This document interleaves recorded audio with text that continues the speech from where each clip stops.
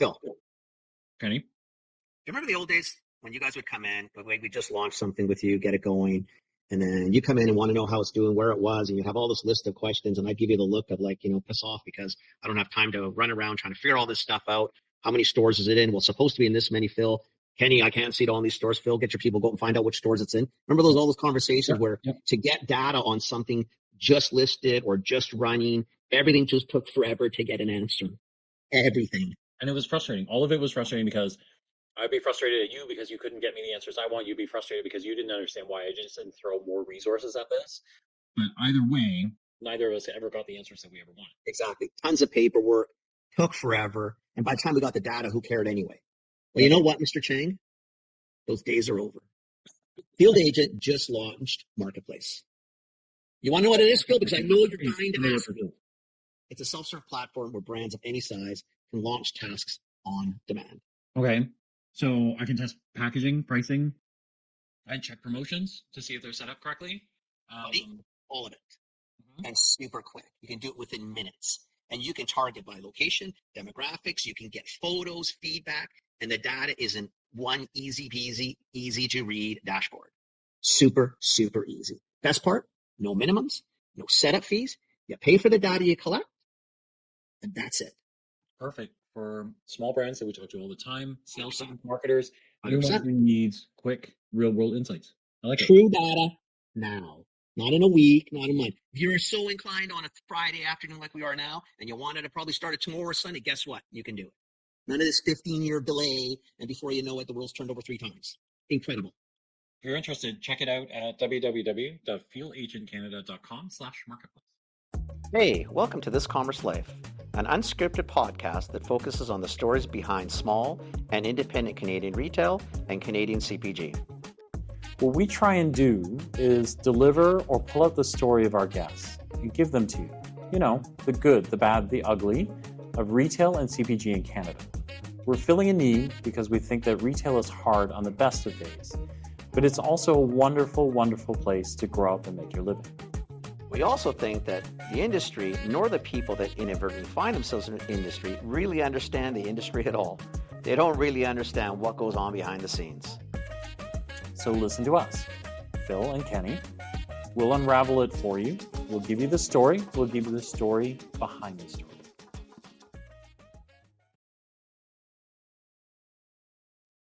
Adrian, nice to meet you. Yeah, yourself too. Yeah, that's Kenny, my partner. Hi, Kenny. How are you? Good. You guys living the dream? Living the dream. Dream, nightmare, whatever.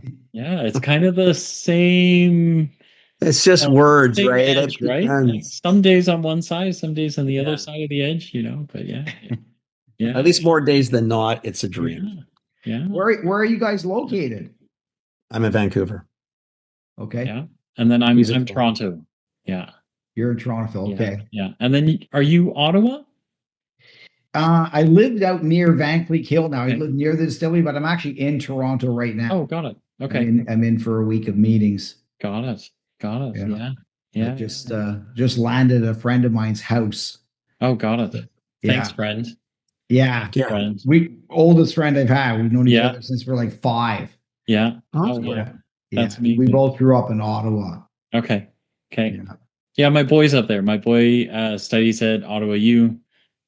So he's out there. He's on the he's near the flats now, near Le Breton flats out that way, but he's out there. Yeah. So he's got a bit of a walk to school then. Probably a good 20 minutes. Yeah.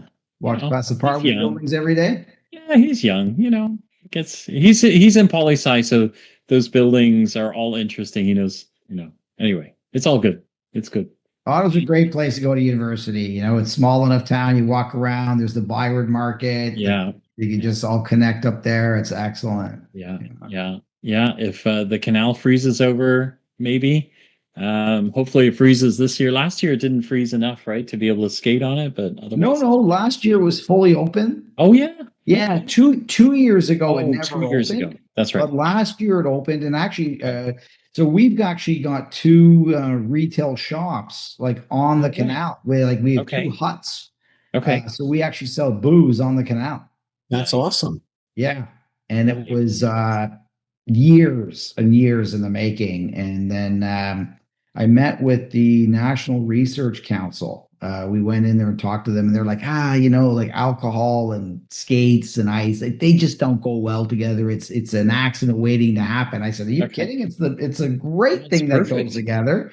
It's And perfect. I said, "What are you?" I said, "I grew up in Ottawa, and Yeah. we used to go and have flasks of whiskey in our back pocket, or we'd have like Mickey's of wine on us, Yeah. and all of Normal that, shit. wine skins and all of that." Yeah. And I said, "You know what? It's an absolute shame that you have this thinking, because as going on dates in the canal, we were like being thought of as like criminals because we had to sneak booze on it. There's nothing wrong with that, and I don't want Yeah. my kids going to university thinking that they're doing anything wrong."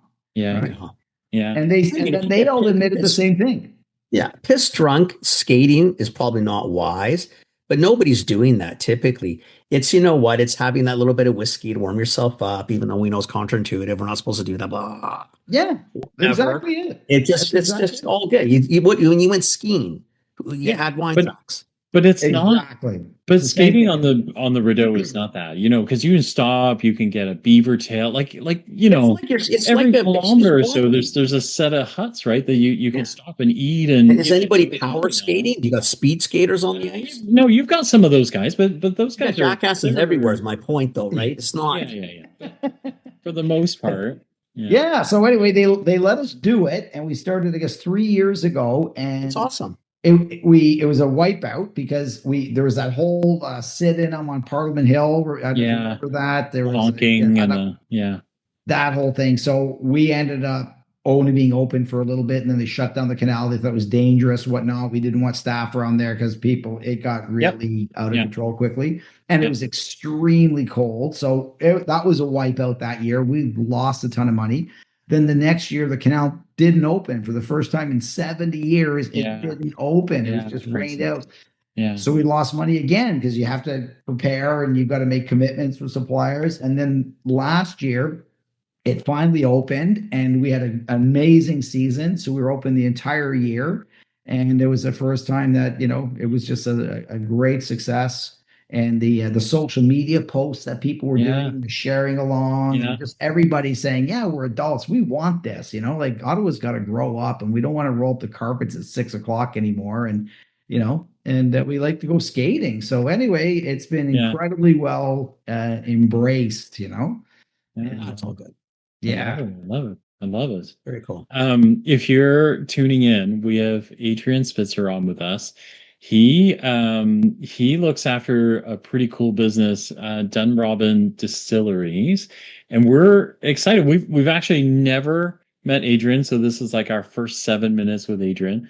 But we're excited to have you on. And then as an Ontarian, we've been doing this 8 years, and we probably tilt west, so we have a lot of west A lot of ways. coast brands on here. So I'm pretty excited to tilt it a little bit east and bring especially alcohol. We had a I couple think you're our from third Halifax and distiller. Newfoundland, but not really anyone from Ontario.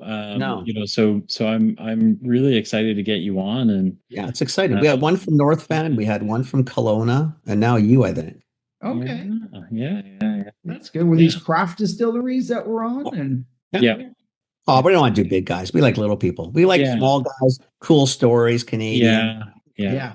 The big Oh, I guys want to do a don't. multinational for Yeah, them. yeah. They don't need help. They're all good. They got not great stories. So what are they going to tell you? How exciting what? How exciting Jack is? Like, seriously? Okay, whatever. Yeah, 18. Anyway, so Come on, what we give us want a to good do one. next Yeah. 45 minutes is your time. We'd love if you introduced yourself and told us a little bit about you, and then Dunrobin, How you and got here, why how you you got got here, here, why you stay that here. kind of stuff, so people know. yeah, absolutely. That's great. Yeah. So yeah, Adrian Spitzer, I'm the co-founder and the president of Dunrobin Distilleries. The whole story started back in about 2016. A high school friend of mine, Mark and I, we went to Glebe High School, and we were on a fishing trip, drinking whiskey around the campfire, telling fish stories. and we're drinking beer too. Like we drink everything, we like our Yes. whiskeys, our beers, our wines, and Yes. All of it. so yeah, so we were just sitting around, and we were actually, the conversation was really about craft beer. We were just talking about, in Ottawa, there's all these craft breweries and there's no craft distilleries. And why is that? There's a population about 1 million people. And as we talked about it more and more, we thought, it was really intriguing. We need to look into this. So we did. And yeah, there was like really nothing around. We did find a small little distillery that I didn't even know was there. And then so we went and met with them. Cool guys. They were really happy with what they were doing. And then, but there didn't seem to be a vision to kind of take on the city and do something on a larger scale. So that, sort of entrepreneurial spirit kind of kicked into us. So we decided to, go in down this venture and apply for our spirit license and see where that would take us. And the whole idea was just a hobby business. We just a little something on the side, have some fun with it. We were really interested in it. We like to, cook. My whole family, we're all like foodies, and everybody likes to get in the kitchen and make stuff. So, we make our own breads and foods and, all sorts of dishes. So why not make our own alcohol and make our own whiskey? So that was kind of the thought behind it. And then, so we applied, and it took a few years to finally get the license, a lot longer than I thought. And at that time, actually, I was living in Toronto. I had moved. I'd owned an agency in Ottawa, an advertising agency. We were like a direct mail marketing company. And my kids were in Toronto going to school, and there was an opportunity to get closer to them. So I ended up selling my business, which brought me here. And then when we decided to do this business, I said, well, I'm in Toronto, so I'll do all the provincial stuff, working with the Alcohol Gaming Commission. I'll work with the LCBO and try to get all the license. So I'll be like the, secretary and treasurer doing all that grunt work. And he's up in Ottawa, and we'll do that. And then what we decided when we decided, we got to start making some spirits. So we set up a lab on his farm. So that's why the company is called Dunrobin Distilleries, because we actually started in Dunrobin. So if you're familiar with Ottawa, there's the city of Canada, which Yep. where the Ottawa Senators play hockey. Little hamlet just next to that is Dunrobin. So on one side you got Stittsville, and the other side you've got Dunrobin. So Okay. kind of follows along the Ottawa River. Great little farm community. And we had a 10-acre farm there, and we decided to start growing our own botanicals so we could understand really what quality looked like. So when we started off, we started buying them, and we decided to make a gin, because we're looking at, we want to be a whiskey company, but once you understand distilleries and how the business works, if you want to make really good whiskey, you better start to make vodka and gin, because you need those to turn over the cash flow while your whiskey's aging for years and years in a barrel. And I couldn't stand gin. My wife and I were like, not a chance. We hate gin. It's just like gross. Every time I smell it, it smells like a medicine cabinet. Yes. And, we're all sick on it as kids. But then we're looking at the data and saying, wait a second, I don't think we can ignore this. We need to take a look at it. So we made a decision. If we're going to make it, let's make gin that we like. So that's where that kind of started. And then, and most gins are, juniper forward, really strong, like London Dry. And we decided not to make it juniper forward. We decided to have one of the ingredients and blend it in with other things. So really like trace amounts of different flavors, and really building in layers and complexities into them. And so we were buying some juniper berries, and I'm looking at them and going like, these don't look very good. This looks like pretty lousy berries. But what does good juniper berries look like? So we ended up wild harvesting them, and juniper grows like everywhere. So we just went into the forests near home, and we harvested a bunch of berries and made some gin with that. It was night and day. It was like, it's so much better. It was just like incredibly better. So then we decided from there to, go full tilt with the farm and really get into the botanical side of it. So we grew all our botanicals, and then we really got carried away with it, and we decided to certify the farm organic. So we're like a fully certified organic farm.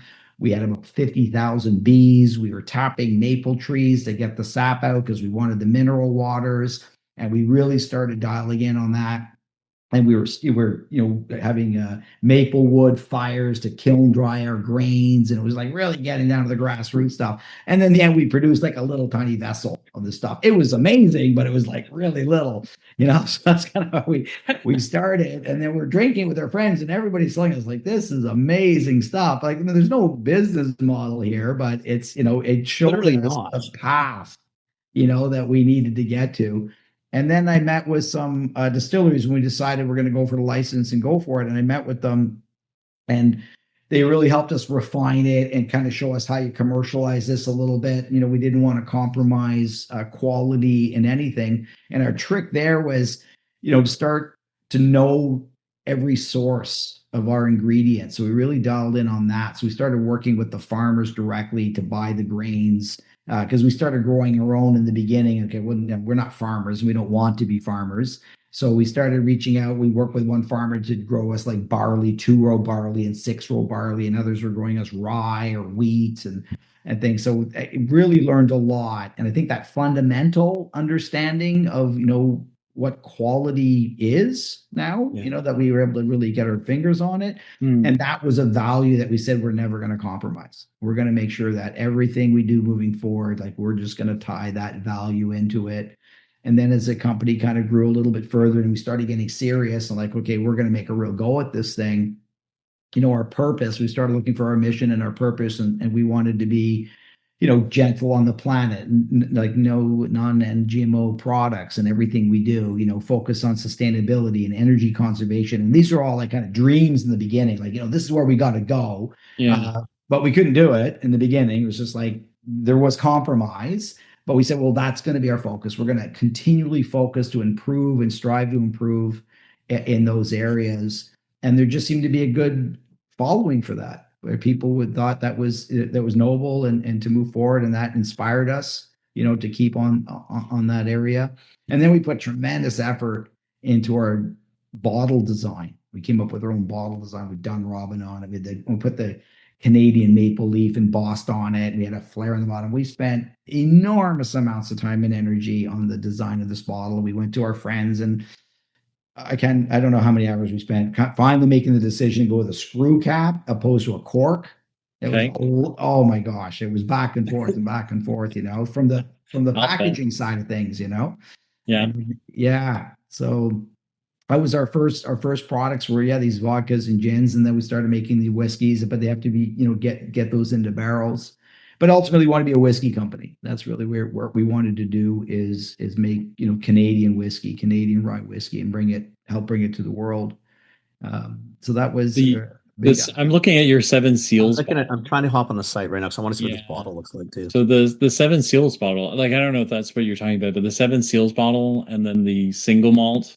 Yeah, they're really pretty. Like the Seven Seals with that glass and the rounded bottom is very distinct. Like isn't that nice? Yeah. So pretty. Seven Seals is our partner. So that is Swiss whiskey from Switzerland. Yeah, exactly. Who'd have thought of I was I used to drink everything. I would drink bourbons. I would drink Scotch whiskeys. I drink Irish whiskeys, like my Canadian rye whiskeys, whatnot. And then when we met them, they had like Irish, Swiss whiskey. We're like, Swiss whiskey? Never even tasted anything Swiss. And then we're tasting it. And we're like, this is incredible. It's So they ended up finding us. Sorry, I didn't know there was one. Like, no idea. Swiss whiskey. Are you whiskey drinkers? I don't. I'm not. I like whiskey. I'll drink it. Yeah, but I don't go crazy. I just don't know aficionado. No. Yeah. Yeah. Well, I mean, the one thing I did see on this one, you're peated. It looks like it said. I thought I read something here, right? There's some peated whiskeys. There's non-peated. Like, what's really cool about the process with working with them is the abundance of flavor profiles that we can bring forward. It's cool because up till this technology that we partnered with them on, was very traditional. Your American oak, your French oak barrels and whatnot. And that whole process is it's relatively limited in what it can do. And with the process called the stockhousing method, we're able to open that up and use these ennoblers, little wood chips instead of barrels to get the flavor again. We can use apple wood, we can use cherry wood, we use peach wood. It's incredible. And it just opens up a plethora of flavor profiles that really complement whiskeys nicely. So again, if you haven't tasted a whiskey you like yet, come in, and when you taste, like, we have like 7 single malts. We've got a number of different blended whiskeys. We have corn whiskeys and rye whiskeys, wheat whiskeys. Too, yeah. And You've got somebody walks out with found their new favorite. I was looking at the Amarone wood. Amarone, yeah. The Beavers. Like that Beavers label dram. Pretty cool. Yeah, that's pretty cool. And your special reserve product. Your special reserve's only peated. You don't have a. No, we have lots of. Yeah, we only have. Are you looking at the 7 Seal side of things? I'm just on single malts. Single malts, yeah. There's a few peated whiskeys in there, and there's some non-peated, like the Amarone finish is non. I noticed that when I saw the special reserve, and I thought, this is, but then it was said peated. I'm not a big fan of peat. Like that's like if I do a Scotch, one thing I did learn from somebody, lowlands, highlands. Yeah. And I'm typically off the water, like, because I don't like. I understand. Right. So I kind of like them. Right. I can't drink them. You like the Glenmorangies and the yeah. But I think but I'm looking at this Amarone sounds.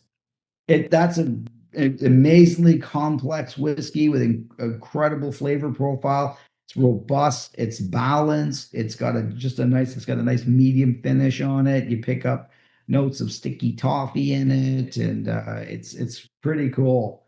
If you're getting the woods from Italy, then I guess, right? Or is it the Amarone wine comes from Italy? The wood chips actually is a patented process called the stockhousing method that we get from Switzerland. So these are all. This is interesting. Yeah. So traditionally, you put whiskey in a barrel, right? Yep. I mean, and here's the wild thing. To make whiskey, you've got to put it into a barrel for 3 years. That's the definition of whiskey in Canada, which kind of follows Scotch rule. Right.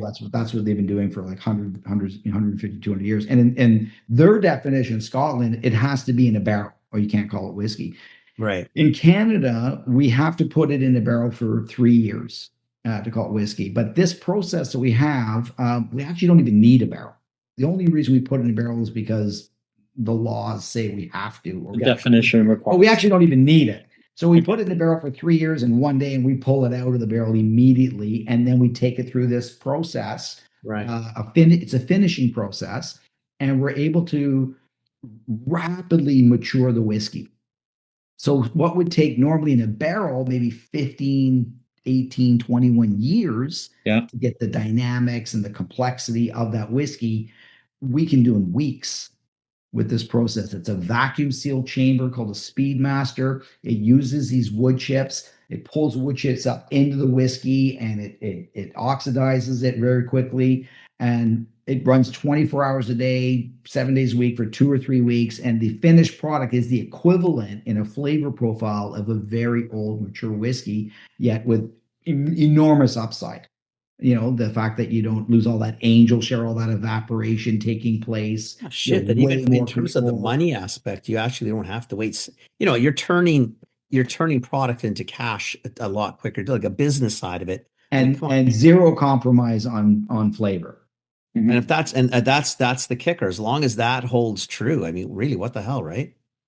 We've won an enormous amount of international awards, 40 different countries. I just saw that too.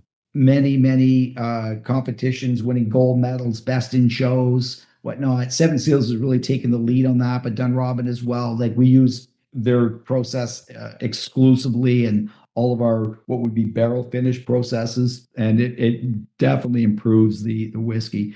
When we got involved with them at the beginning, I was familiar with the idea of wood chips going into barrels, and I'd seen companies. I'd been down at trade shows in the U.S. and went buzzing around. I thought it's an interesting idea, and I love business and seeing guys, trying to innovate and come up with stuff. I always encourage that. Great, good on you for going, but then I taste the stuff and it was never there. I'm just like, it's a little young. Nobody, they haven't quite figured it out yet. Yeah. It's still better in a barrel is what I'm Yeah. tasting. And then we met, Seven Seals, and then we started tasting their stuff. We said, and then I was blown away. I'm like, okay, somebody's actually figured this out. And what's remarkable is their process is so much simpler than everybody else's. It's incredibly simple process. They've really gotten right down into the science of it. All natural ingredients. They get rid of the tannins that take years and years in the barrel by simply using water to get rid of it. And then you start to understand it, and we just go right into the structure, what's going on, and a real thorough understanding of how everything is put together. And when you go back, 200 years ago, and they started putting whiskey in a barrel, that made a lot of sense. It was pretty innovative. But now that's legacy stuff, right? People are fascinated, like, amazing that this spent 20 years in a barrel before I'm drinking it, which really contributes a lot to its price. Why that whiskey is It has to. You get 20 years with no revenue. You got to, even as a manufacturer, you got to claw some of that shit back, right? I mean, seriously. big time. Oh yeah. So, and the Ariana and the Elisa here and the Arincella, is that?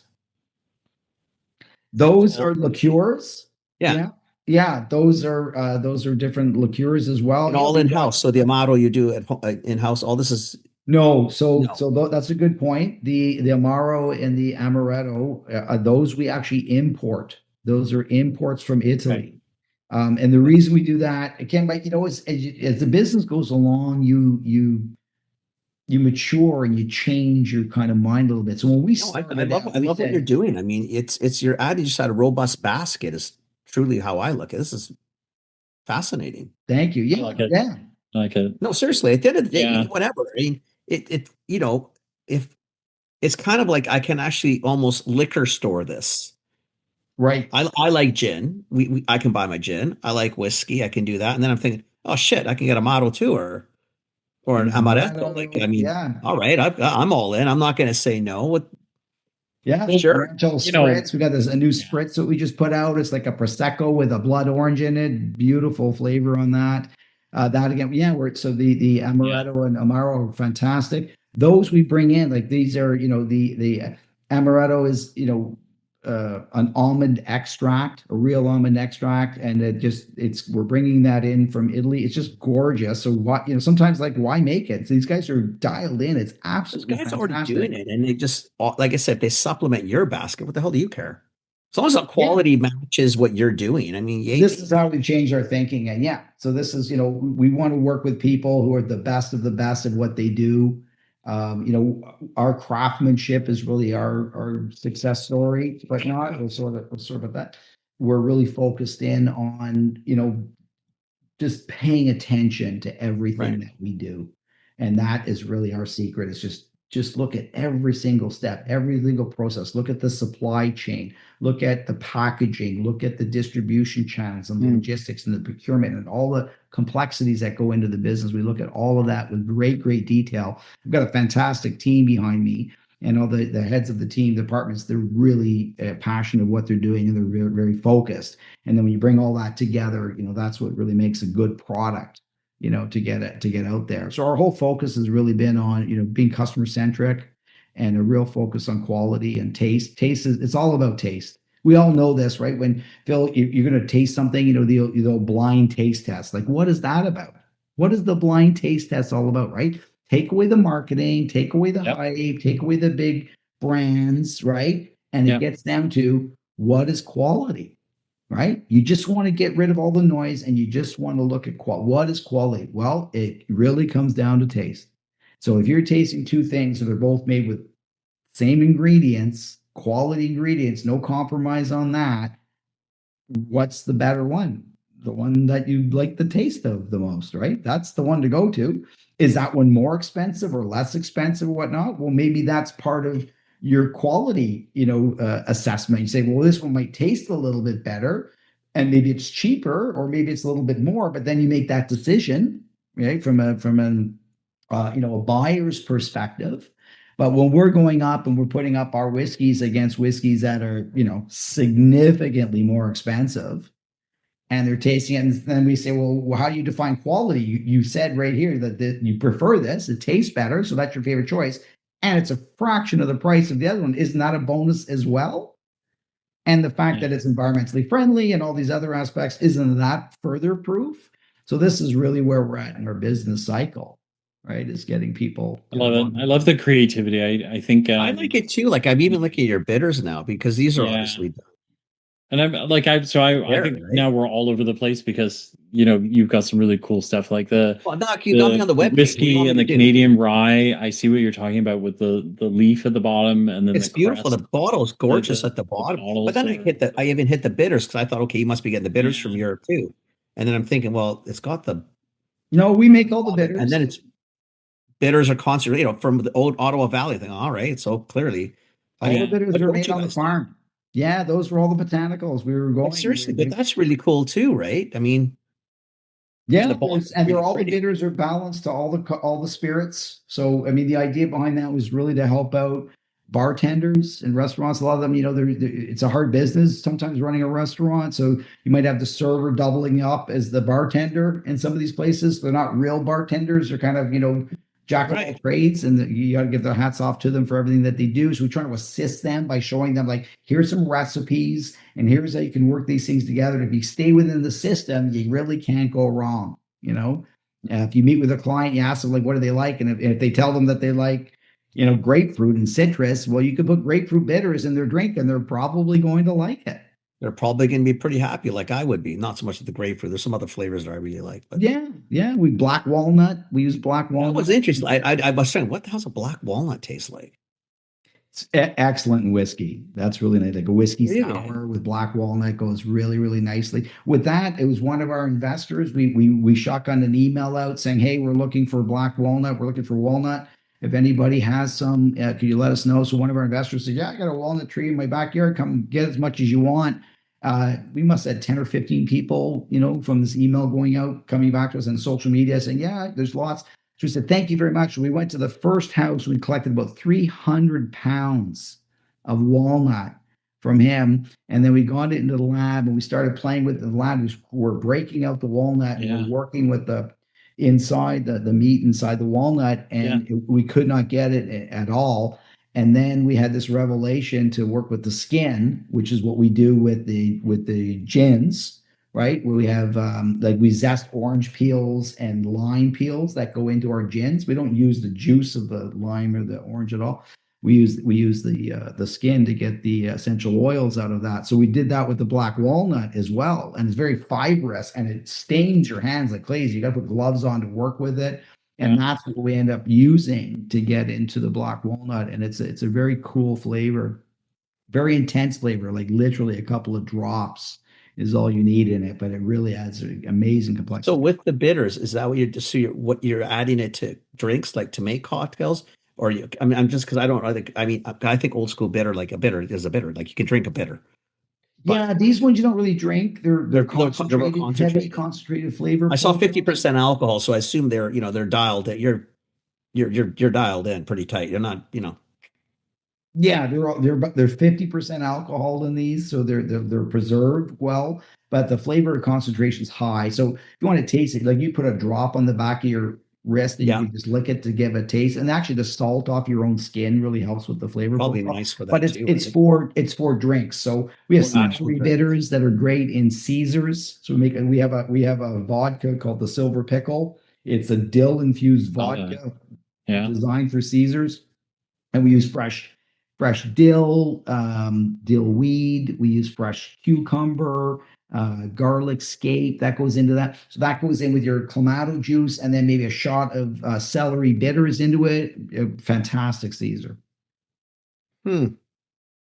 So just kind of that, just a variety of things. We've got some, we've got a couple of rums. We've got a whole series of whiskeys. Oh, I'm really all over the site already, buddy boy. Like we're all over the site. I think that it's the most amazing thing, because I think one is there's, just having met you for like 30 minutes, there's some serious creativity here, and then there's a curiosity to flavor, which I love. And then I do, like I love following through this, right? So even the canned cocktails, like all these sort of things All that of it. you're kind of throwing together something seriously experiential. So if I'm trying to do a night at my house, there's I can come here and get something for everybody pretty I much. think that's what I was getting at, Phil, when I Which look at I'm it. Like, I'm really thinking, for yeah. most sites, you're going to go buy vodka, you're going to go buy gin, or it's going to be whiskey, which is fine. That's all good in the hood. Yeah, yeah, That's yeah, great. yeah. But Yeah. I'm looking at this thinking, fuck, I almost don't have to go to the liquor store, right? If No, I'm yeah, looking for liquor, like, okay, I may have to go get a beer run or wine run, but whatever. Okay, we're not talking about. But if I have to do the spirit side, like I can just park here and just call it a day. Yeah. Right? Yeah. We just did a wedding.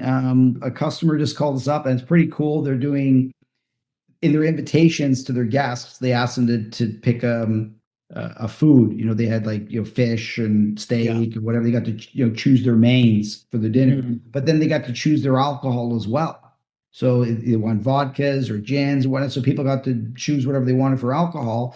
And because all of our packaging, we package from 50 mils, 100 mils, 375, Gotcha, 750 in 3 liter boxes, like all these different size formats. And they had them as single serving. So everybody sat down for dinner. In front of them, they had their drink customized right to what they had ordered. So that's kind of a fun thing to add, Wow.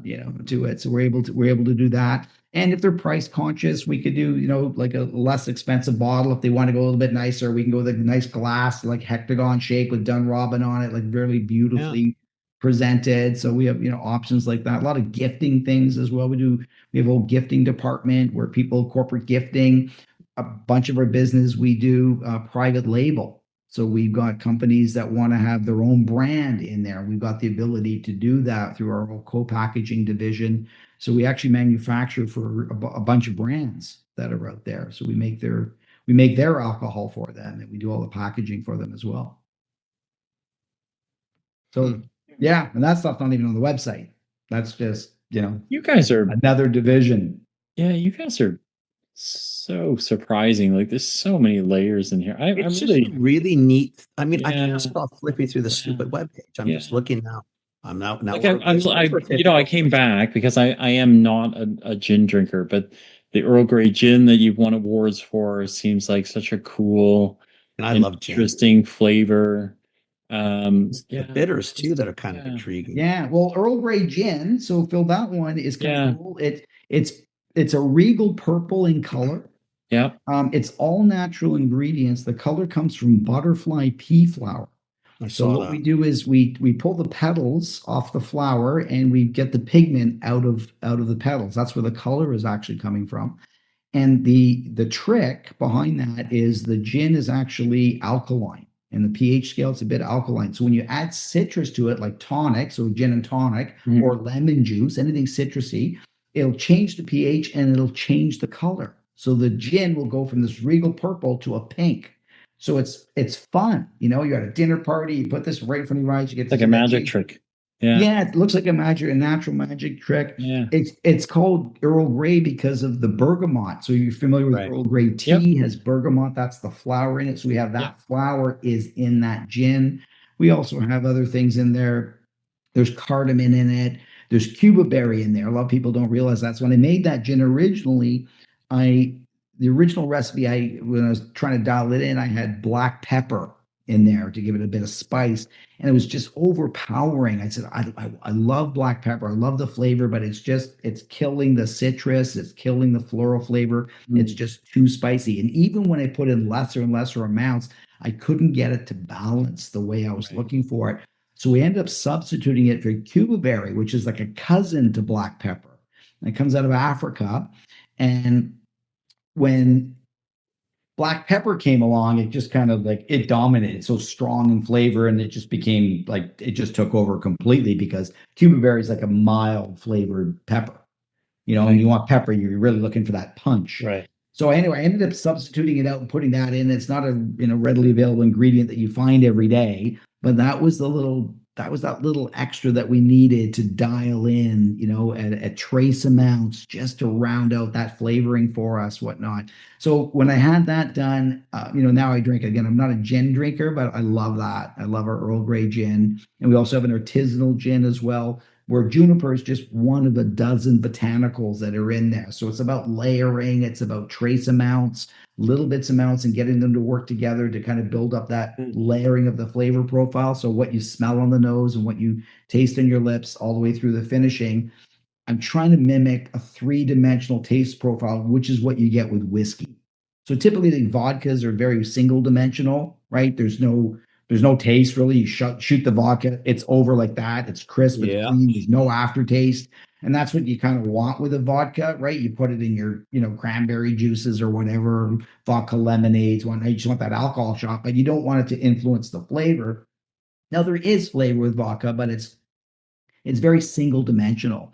Gins tend to be double dimensional. There's two dimensions to gins. You get them on the lips, you get that nose, you get that citrusy at the beginning, and then you get a beautiful mouth palate, but they don't have a long finish. They end quite quickly as well. It goes down, the flavor is gone fairly soon, compared to a whiskey where you get those, but you also get that long finish. Like you could finish sipping a whiskey and we could be having a conversation 2 minutes later, 3 minutes later, you still taste the whiskey. It's hanging around, and you're Right. and that's that third dimension that can kind of bring. I love that. That's why whiskey's my favorite drink, is because it's very three-dimensional. I wanted that in the gins. So we've really worked on the heads, the tails, the mixtures, the layers and complexities to really get after what we got going on with our whiskeys, which are, doing incredibly well, award-winning and everything they're doing, and dial that in with the gins as well. So that kind of what makes our gins a little bit unique in that regard. So Ken, if you're a gin drinker, I encourage you to give one of these a try and see what you think. You're screwing with my no gin. Now I want to love get a gin. bottle. I really like gin. But I can do the whiskey, and then I said, then I saw some of the Italian imports. Then I hit the bitters, and now I'm trying to figure out what else you can do with bitters. Like what can I? Like you can cook with bitters, Kenny. What did you ever eat scallops? You guys familiar? West Coast. Yeah. So frying up scallops with lemon bitters is really fantastic. Wow. Take some scallops, fry them in butter, and about 5 big shots of lemon bitters right into your scallops, and flip that around. That's really, really nice. Okay. That's a little trick. Or another butter and bitters, baby. Look at that. Yeah, there's that. Or do you guys make you ever make fish and chips at home? Yep. Okay, so a beer battered fish and chips. Yeah. Somebody go to a restaurant, like, how come it's so light and fluffy and it's not greasy at all? It's just amazing. The trick to that is a really good vodka. Really? So you make your beer batter, put in like 3 ounces of vodka into the beer batter, stir that all into your beer batter, whatnot, and you fry up your fish. It'll be light and fluffy, really? won't be greasy. Really? That's the trick. Okay. Yeah. If you go with a grain-based vodka, so we have our artisanal vodka. It's made out of winter wheat. Right. It's a very nice vodka, but you'd find them out in the West Coast as well. We're not out there, but that's the trick to make a really nice, fish batter. Okay. Yeah. Okay. Can you ship interprovincially, or are we still problematic in our country with? Well, the biggest problem there is the size of our country. That's really the biggest problem. And right now, they just put an interprovincial announcement, just came out, I think, today. Today. Knocking down those barriers across the country. I thought booze and food was left out of this one. Food and alcohol. I mean, not the stuff we don't need. Like, who drinks and who eats? Like, I mean, sensical, right? No, I agree. Yeah. I mean, at least they tried. At least they're moving. They're moving. We're moving. Okay. Why can't we get BC wine in Ontario? I don't know. We don't understand. Get it from Africa, but I can't get it from BC. You don't understand. Yeah, you're on BC. Why can't you get Ontario whiskey? It's I don't know. Crazy. Yeah. So that's not there yet. We can set up. We did try it in Alberta, but just the economics of bringing it across our country is a lot. The tax structure in Canada is very high. I'll just get Phil to bring it on his next flight over. It's no big deal. We'll see. We ship to Southeast Asia. We're shipping other countries, whatnot, and it's shocking that I can ship to Singapore, and I can make more money with their whiskey in Singapore than I can in Alberta. Like, well, how is that possible? Doesn't make any sense. It makes no sense. Yeah. You know what though? The sad part is, as Canadians, we all kind of think, well, it kind of makes sense. We don't know why. Like, there's no freaking logic to No, it. it doesn't How make would you any sense. rationalize It doesn't. It doesn't. Oh Yeah. my God! It Like doesn't. seriously, some of the shit we do We sometimes. have- with this- Listen, we have Ministry of Agriculture people, and we have all sorts of people in government that listen to this podcast. Like this has got to be next on the list. Like, we've got to figure out how to knock this down. It's true. We talked about knocking the interprovincial barriers away and opening it up, but then when you dive into it and say, well, what actually has to happen to make this really take place? I give Yeah. you one example. If you go back to whiskey for a second, bourbon, if you look at, US, their Yep. biggest customer for bourbon is Canada. They sell more bourbon in Canada than anywhere. Okay. So if you've got straight bourbon, like, Kentucky straight bourbon or whatever they call it, straight bourbon, that means it's been 2 years in a barrel. Okay. Right. Or you can't call it straight bourbon. Mhm. If you just want to call it bourbon, there's no rules to that. They can just pass through a barrel, just has to touch wood, and they can ship it up. So here we are in the LCBO in Ontario, our government regulated liquor control board of Ontario, and you can have a US bourbon sitting on the shelf that was made last week. And if I want to have a bourbon equivalent right next to it, that has to be 3 years in a barrel. 3 years, baby. How does that do make we sense? compete when You can't. that's going on, right? You can. We have to change the rules. We say, Absolutely. listen, they're the ones who led that. They made this change over there. We need to be able to compete. Right. And we can compete if it's a level playing field. Right. It's not a level playing Yeah. field, right? And we have the ability within the federal government to change the definitions of whiskey, right? It's the Food and Drug Regulation that's got this, and we're following Scottish rule, but we have to, as a country, wake up to this stuff and say, at a time when they did this originally, it was all about protectionism, to protect the consumer, to make sure that there's a certain level of quality. Well, Yeah. that's no longer an issue. Yeah. You don't need a barrel to have good quality. We've got, the stockhouse and method, and what we're doing brings incredible quality. Yeah.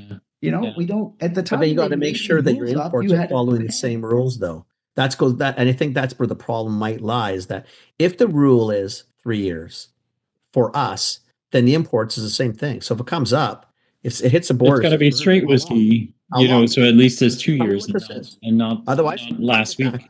Yeah. And we've shown that we can live without you guys shut down all the US stuff on the shelves. So do we in BC. Clearly we're surviving. We're thriving. So who gives a shit? Then don't bring in the American stuff. If the Americans want to come up and have bourbon, it's 3 years. If it's not, too bad. Relabel it. Well, I figure it mean, out, with not us, our what problem. we're saying is kind of the other side of it, because I know you're going both. instead of I'm going saying 3 my years- point is you could go both ways. Yeah, You just it don't. needs to go the other way, because the 3 years in the barrel, the problem with that is, we talked about at the beginning, I know. it's so slow, right? It's Why are too we long. waiting years and years? Like, It's we don't too need long. to wait, But then they also have to follow the rules on the other side. It can't be that we drove by the woods and said it was touched by wood or a barrel. No, you got to have a process. So it still comes back down to the process. You guys have a process that should be allowed, have the rules be bent, but then the imports have to follow the same rules, and they're still probably not following the same rules. Yeah, the underlying idea behind the labeling and what you put on the label is that it's true that somebody 100%. what they read on the label is accurately reflecting that the consumer's not getting duped into you tell them it's Exactly. whiskey when it's it's It's import not. or something, right? Yeah, Right. it's not. So they have these definitions in order. So if it says vodka, there's a definition for that. If it's whiskey, you got the definition. So everybody needs to see that, right? Well, one of the definitions we have here, right, is we have this no age statement in Canada, and that rule is, for a whiskey, if you don't put the age statement on it, it has to be at least 3 years, because that's the definition of a whiskey. But we're saying it's no age statement, so there's no age. So what we're saying is, if there's no age statement on it, and we can make a really good whiskey without age being a requirement, then why do we have anything up to no age statement, no age at all? But we're duping people, because that no age statement is 3 years. Right. Why isn't it then it's a 3-year whiskey? And anything less than that, we're not making a claim. And that's No. really being honest to the consumer. Right. And then Makes they say, sense. okay, we know that this is a no age statement whiskey. and then they can decide themselves. Then you make your own decisions as a consumer. No big Exactly. deal. Exactly. And that's part of our argument, but we're kind of having our hands tied behind their back. We've got to go through these no age statements, which are minimum 3 years. We've got to follow these rules and whatnot. And I'm all for, I mean, we're Canadians, we obey, what We we're like told, rules. We can work with rules. We're all good, man. It's all good in the hood, but Yeah. at least the rules got to make some sort of sense. We Yeah. got to change it. Yeah. Yeah, that's fine, exactly. right? And that's what they need to do. Well, You ever heard that pushing. joke? Can you ever hear that joke? How do you get 50 Canadians out of a pool in a hurry? Would you please exit the pool now?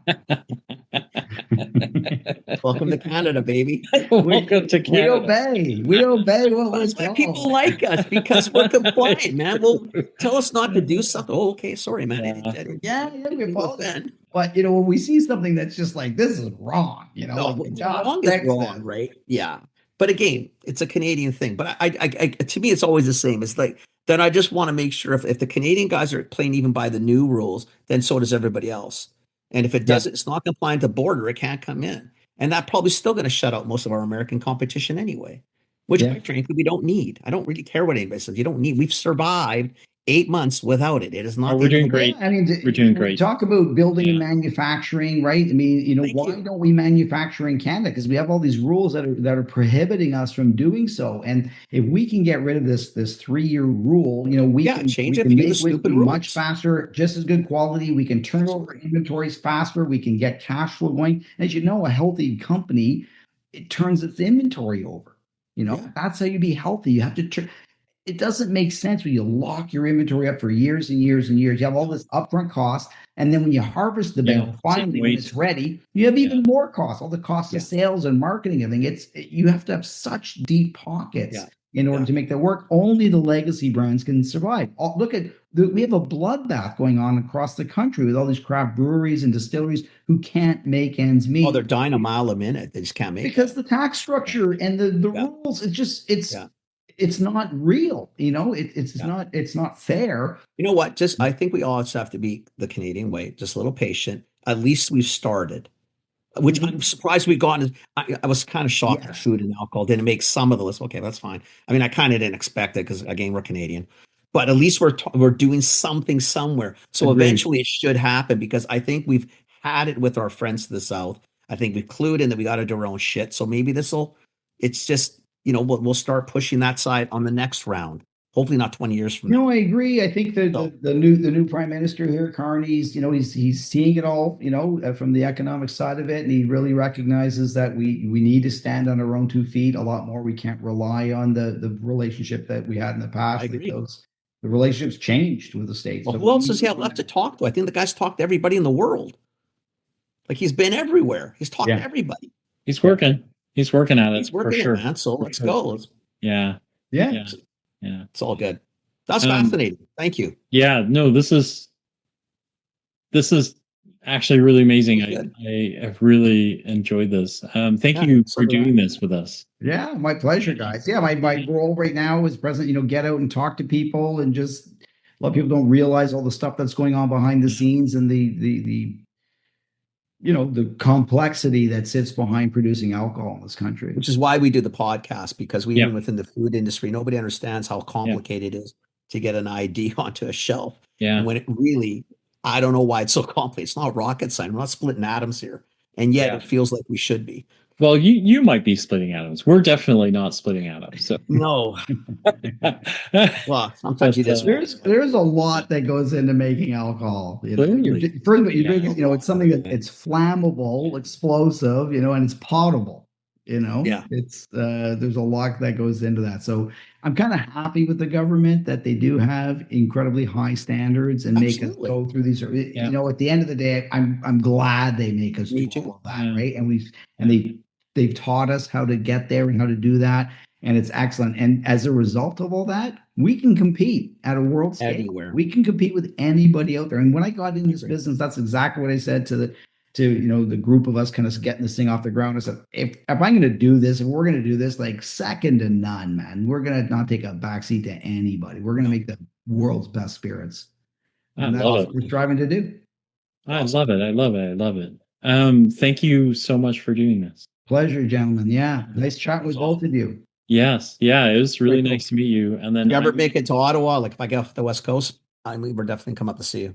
Yeah. We're halfway between Ottawa and Montreal. We're about 1 hour from each. So if you Okay, land in very Montreal, you're So, halfway. to so Ottawa. Adrian, I'm just gonna warn you. He lives in East Vancouver. You can't get him more than 4 blocks before he gets credit. Like Ontarians, we know what we're doing, right? We drive everywhere. Yeah.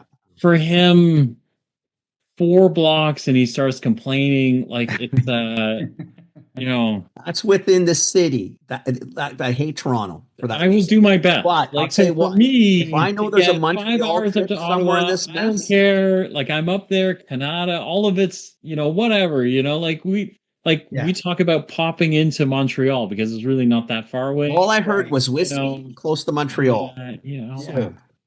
So You flying to Montreal, you walk up the plane, the airport's quiet, you walk out, you're gone. there's all not a over. big See, deal. that's all I will do my best. I will do my best. It might Montreal just and be me. I whiskey might are kill him close. and leave I'm him on the good. side of the road somewhere. I don't know. All good. So next week, so here's one, Philip, if you're Okay. heading up Wednesday, this Wednesday, the 26th. So Okay.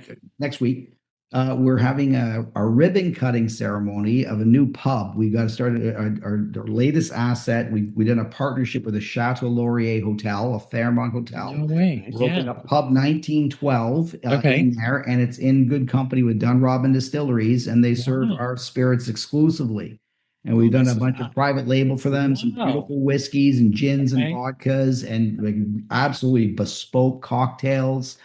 So that will be open. So if you're ever in Ottawa, Okay. and you go to Chateau Laurier, stay there. It's like the signature hotel in town. Yeah.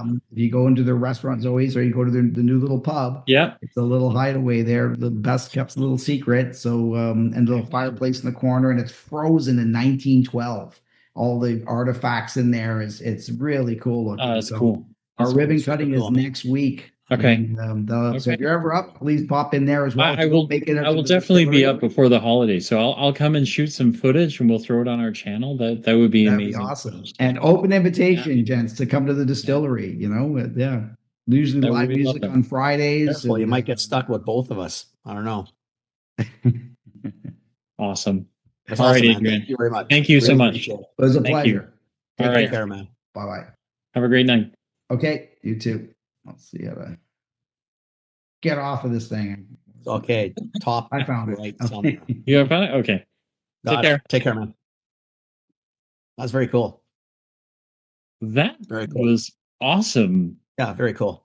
And now I'm Nice packaging. kind of nice, mad that nice I'm up looking. there a lot and I didn't know they were there. So Well, again, it's like everything. I mean, we don't know crap about our country yeah, sometimes. we don't. It's a big country. There's a lot of space. You just don't know, right? Yeah, But that was really yeah. fascinating. I really, Yeah, yeah, that was. I that was really. pretty cool. You know who he. I'm going to introduce him to Lara and Christine because his kind of like the flavoring and the I ingredients. was thinking the same. Yeah, it would be a really cool. Anyway, that was Yeah. really cool. Yeah. Awesome. Really cool. Okay. Okay, You got to run. got a Have bolt. fun tonight. Thanks, man. Thanks for Give listening, everybody. everyone an extra hug for me, and Will then do. I'll talk to you later. Will do. Ciao, buddy. Ciao. Bye.